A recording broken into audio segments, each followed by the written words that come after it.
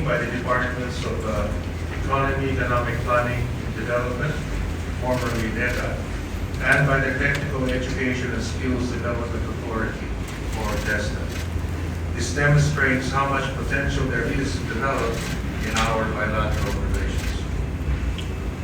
Through the Foreign Minister, I thank the Mongolian government for helping ensure that the rights and welfare of around 500 Filipinos now living in Mongolia are protected. I discussed with her our desire to forge cooperative frameworks that will better protect Filipinos in Mongolia. The Philippines and Mongolia are two of the fastest growing economies, not only in Asia, but in the world. The future of our bilateral partnership finds strength in our resource-rich economies.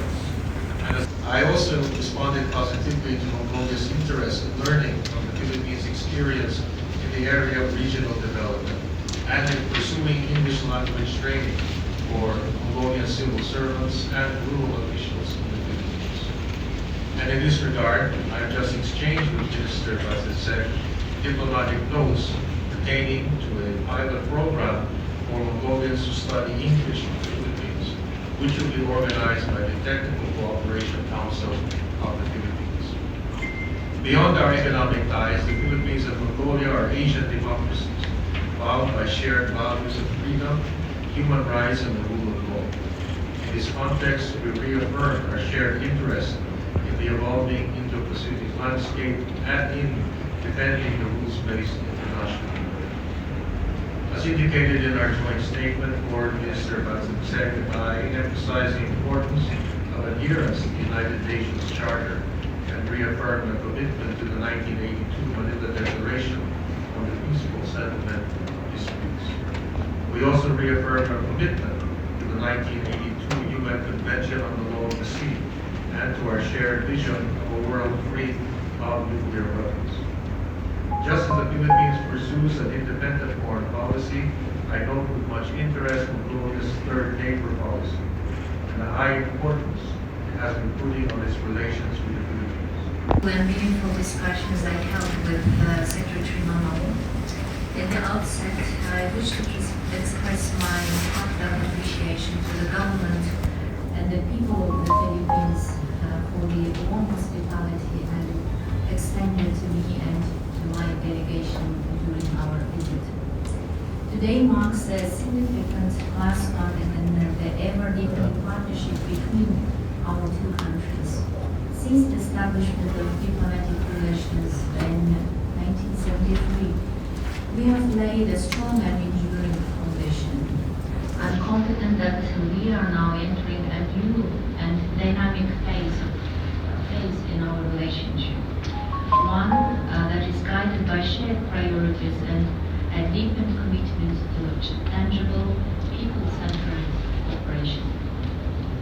Our talks were forward-looking and centered on translating our long-standing goodwill into concrete outcomes.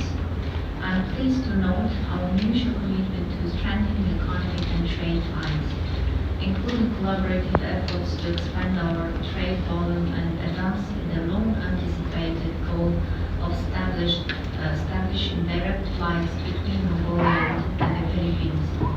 Enhanced connectivity will not only promote trade and tourism, but also foster deeper ties between our peoples.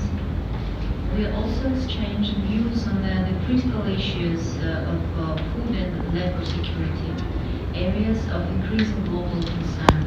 In this context, we welcome the progress toward concluding a memorandum of understanding on agricultural cooperation, which aligns with Mongolia's national food supply and security campaign.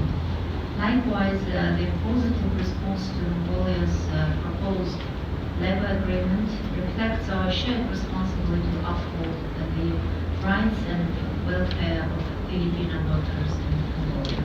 Reiterated Mongolia's interest in becoming a sectoral dialogue partner of ASEAN. This step represents a natural progression in Mongolia's engagement with the region. We are deeply grateful for the Philippines' full support for this aspiration, which affirms our shared commitment to regional peace, dialogue, and cooperation.